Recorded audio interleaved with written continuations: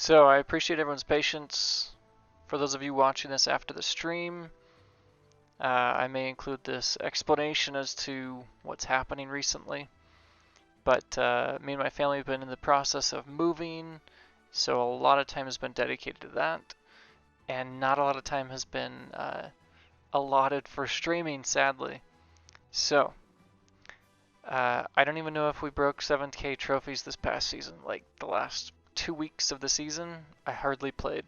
So I'm looking forward to having things settled a bit, organized a bit, and we'll kick off this weekend here with some new talents with teleporter and new talents with vampire.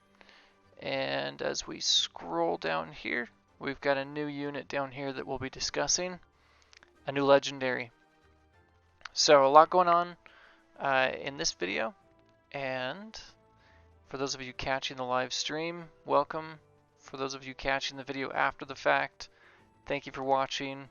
I appreciate all the support, the likes, the comments. It means a lot here and helps me to be able to continue this this hobby and process and work and fun. So I appreciate everyone. Is she an event unit? That is a good question. It should say on here, event unit here, yes. And this is still in a testing mode here. I don't know which event this will be linked to. So if this is accurate here, then yes, Riding Hood would be part of an event. So it makes it a bit harder to get. Let's dive in then. We might as well start with Riding Hood. Let's go ahead and look at this. Again, this is the dev build. This is not my account. Does Monk get nerfed? We'll talk about that here in a second as well. Nothing here is finalized. The developers want us to emphasize the fact that anything we see here is still testing. There's still flexibility for changes and balance updates. Okay, so back here, again emphasizing the fact that these things can change. So we'll talk about here. I'll pop over to Monk. We can look at the main difference, and then we'll look at the talents for Vampire and Teleporter as well. Okay, so Riding Hood here, Technogenic Society faction, and I have not yet played with this unit, so we're going to be doing some of that a little later after we upgrade here. But for now, let's go ahead and read this. Instead of merge, absorbs another pawn of its rank or lower, gaining a charge for each rank, and becomes a werewolf. Gains new abilities at 1, 5, 9, and 10 charges. The state at 10 charges is temporary bonus. Generates mana when any pawn is absorbed by Riding Hood or werewolf. So kind of like a scrapper type absorption. Let's go ahead and upgrade it here to get it to level 9, and we will look at level 9 talents.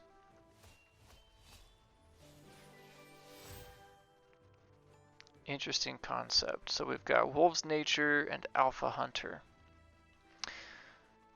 Sometimes the descriptions in these, since it's in a testing mode, may not be finalized. I've already mentioned that like 3 times now. But the phrasing and the wording, since it's coming from a translation, is sometimes difficult to understand. So we'll see how we do here. I'll do my best to understand it and explain it, but left-hand side, Wolf's Nature. With a 25% chance instead of a common Riding Hood, a suspicious hood will appear on the field. This hood brings 50% more mana. Damage of all werewolves increased by 3% for each merge rank of all suspicious hoods on the field. So I think suspicious hood right there, for example, that's just stating that it should have been the color orange, similar to this up here, but was missing something in there with the coding. Anyway, That's left-hand side there. Right-hand side, Alpha Hunter. The absorption counter becomes global, increasing damage by 2.5% to 30 and by 0.75% after. So this is based on the absorptions or charges, right? New abilities are obtained at 1, 5, 15, and 25 absorptions. However, werewolf form is temporary now and lasts only 40 seconds after absorbing upon. Okay, that's OP, not gonna lie. Also the damage, yes. Yeah. From what I was seeing with, like, I think Martin was playing this earlier today in his really long stream, it looked really OP. So take these details for a grain of salt here, because I feel like a lot of these are going to be decreased. Sadly, they make these a little bit buffed initially. I guess not a little bit, a lot buffed. Too OP. And then as time goes on, they balance it out. And yeah, everyone has something to say about that. But let's go ahead and get it up to level 11 here. And we will ascend it to level 11 talents. Terrifying Roar and Wound Licking. Alright. So, left-hand side, Terrifying Roar. Transforming into a werewolf or an enhanced werewolf on 5C. It's 5C, 5 charges. Will stun upon in the same tile on the opposite opponent's side. Okay, so this is kind of what I was wondering if they would do, and it looks like they're kind of going into this route where it's like mirror imaging the tiles on your side compared to your opponent's side. In this case, they are now affecting that. I was wondering if they would do that specifically with like clock or something, so that it wasn't so universal, but it was just impacting where the tile was. And honestly, maybe it already does that, and I just don't know. But here it's making it sound like it has that mirroring effect. Wherever this is placed on your board, that tile mirrored on the other side. You predict that she's an event unit. Yes. Yeah. Pretty sure. I don't know which event, but yeah, I think over here showing that it is an event. I honestly think this is stating UI get card in Halloween. This is actually giving some foresight into a Halloween event that they will be giving more details for. So, I don't know if it will be a limited time unit, similar to like a Jake Paul type of thing, but in this case, it is part of the Halloween event that will be coming up. Okay, so left-hand side here, Terrifying Roar does not work in co-op and single modes. We forgot to finalize that. Right-hand side, Wound Licking. Absorbing has a 30% chance to clear the pawn of negative effects. Not surprised. They had to bring in some sort of cleansing effect on these talents. That's pretty much what every unit now has. So if you're not already running Mermaid, here's the option to cleanse. And if you don't already have Counterspell or Counterspell 2 as an enchantment on your equipment. Okay, those are 11 talents. I exited out of it here. Let's upgrade it to 13. And we will ascend her. Suppression and Scarecrows. So left-hand side, Riding Hood in werewolf form reduces the damage of opponent's units by 3%. As the number of werewolves increases, the effectiveness of damage reduction decreases down to 2% per unit. In co-op, increases the damage of an ally's units, doesn't work in single modes. Right hand side, Scarecrows, Riding Hood, terrifying enemies around her, reducing their armor by 5% and another 5% per each rank merge. I'm sure they'll get the translation a little bit better on that. But essentially, she is terrifying the units around her, reducing their armor by 5%, and another 5% for each merge rank. That would be pretty strong. It doesn't say how long that lasts though, so if that is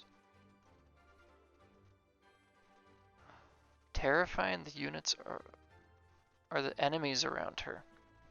So is this only if she is on an outside tile then? Because it wouldn't really make sense if she was on an inside tile from where the path is, right? I feel like that would have to be on an outside tile. Kind of having the effect of almost a banshee. Interesting. We will figure that out. Let's get that up to max here.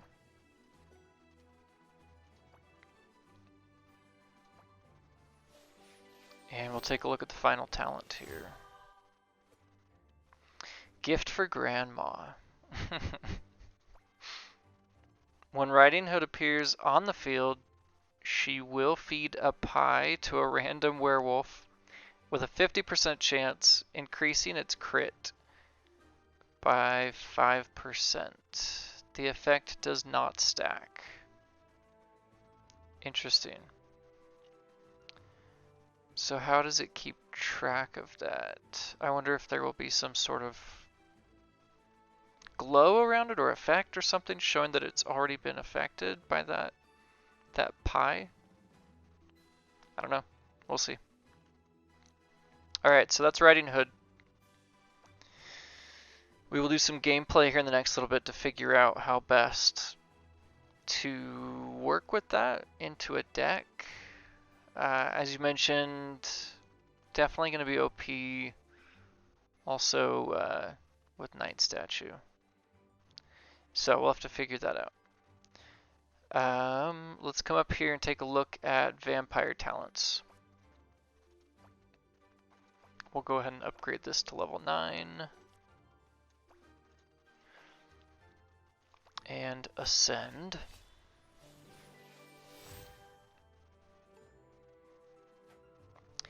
Neighboring Empowerment and Blood Rage.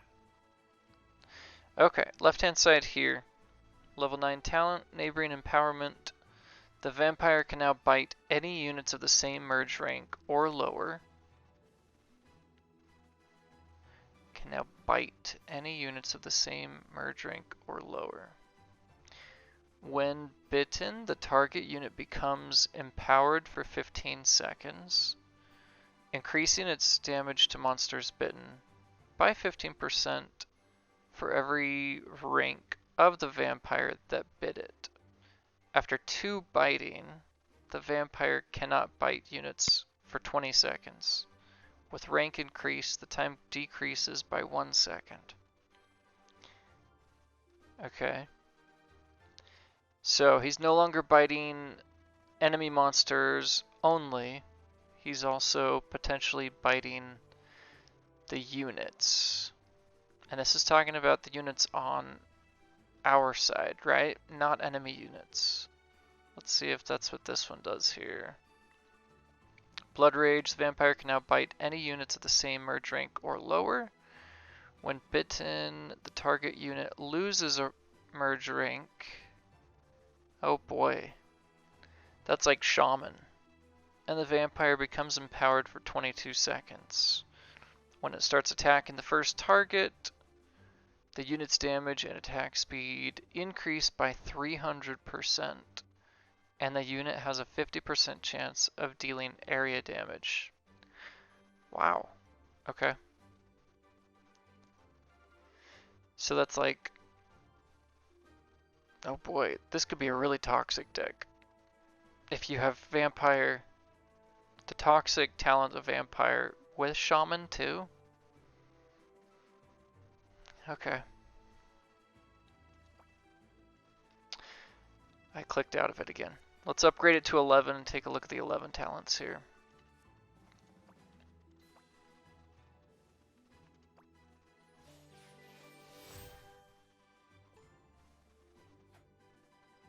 Poisonous Bite and Blood Bond.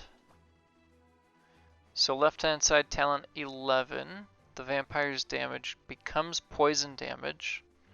All bitten monsters take poison damage, increased by 15%.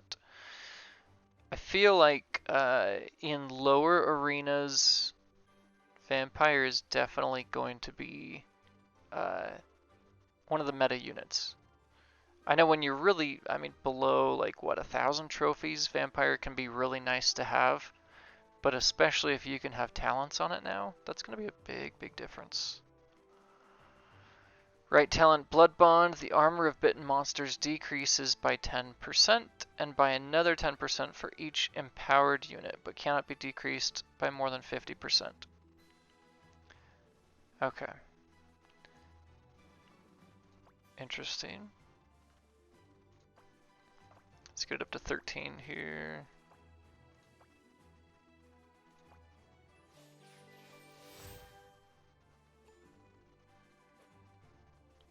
Hungry Swarm and Unbearable Thirst.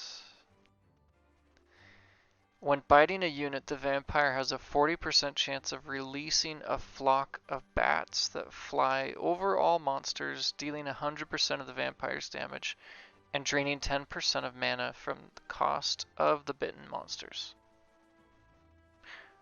Interesting. Okay. That could be a lot of mana. Right hand side, Unbearable Thirst. When biting a unit, the vampire has a 50% chance of sending a bat to an opponent's unit, infecting it with vampirism for 15 seconds. The player dealing the effect steals 30% of mana from each monster killed by an infected unit. When the vampire, or when the effect expires, there's a 20% chance of transmitting the effect to a random unit. Wow. Okay. And let's get it up to 15.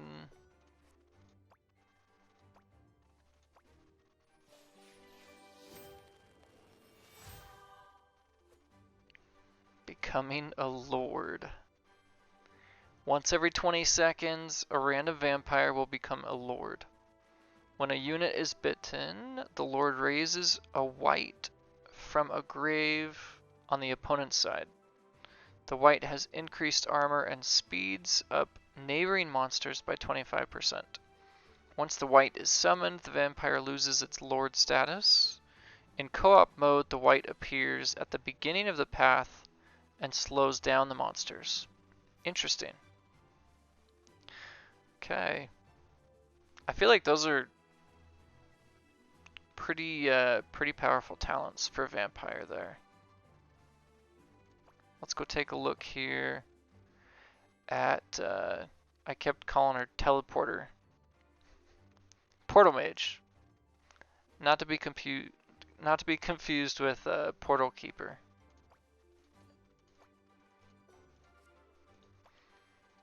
Okay, first talents here.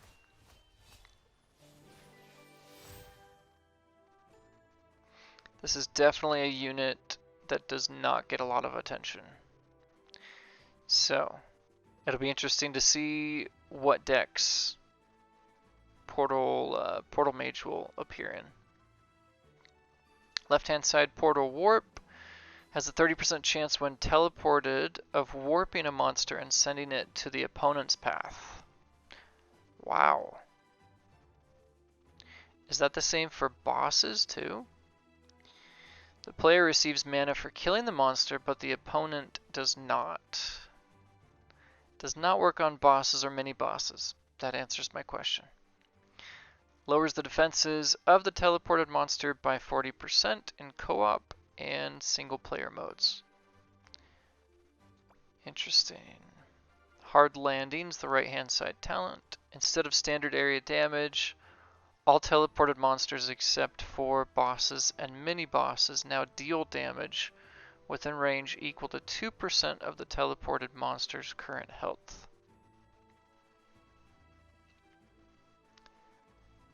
They deal damage. Why am I not understanding that one? All teleported monsters except for bosses and mini-bosses now deal damage within range equal to 2% of the teleported monster's current health. Okay, we'll come back to that. My brain is not working right now. That's okay though. We'll get it up to 11 here. We'll check these out.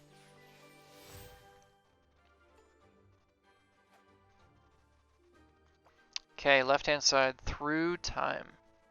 All teleported monsters rapidly age after the teleport. Their defense decreases by 40% and their speed decreases by 30%. Warped monsters on the opponent's side become younger. Their defense increases by 40% and their speed increases by 30%. That's a big increase. I'm assuming this also works for bosses and mini-bosses then. It doesn't clarify that though. It just says all teleported monsters. Maybe that's referring back to these previous ones where it is potentially sending the monsters over to the other side. Maybe it is just specifying monsters there, not bosses or mini-bosses. Right hand side, distribution bonds. When merging the portal mage, all teleported monsters fall into the portal net. 5% of all damage dealt to monsters in the net will be teleported to other connected monsters.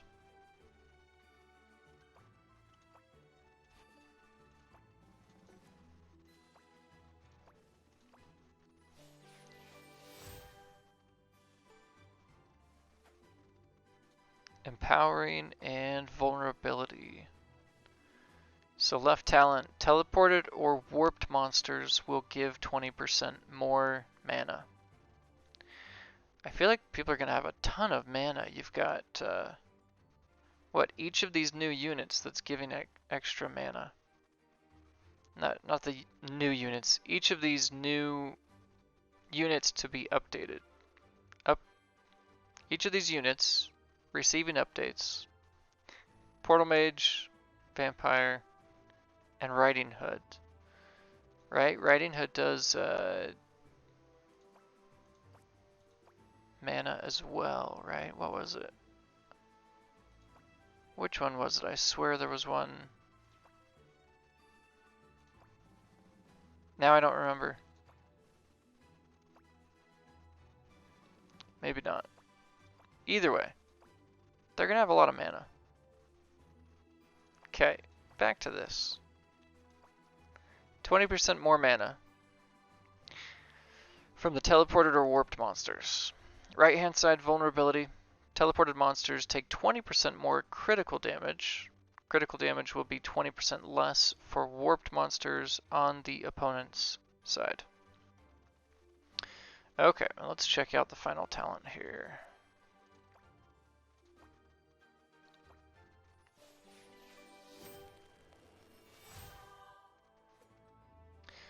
Oh, Portal Healer. Interesting. Okay, so they now have a goatee. That answers my question. I thought Portal Mage was always a female. I guess it doesn't matter, but they now have a goatee. Portal Healer. When a boss or mini-boss is teleported, a Portal Healer is summoned to the opponent's side who restores 2.5% of max health to monsters within a small radius every 3 seconds. When he dies, The Portal Healer restores 25% of lost health to monsters. Only works in PvP. Interesting. That will be interesting to see.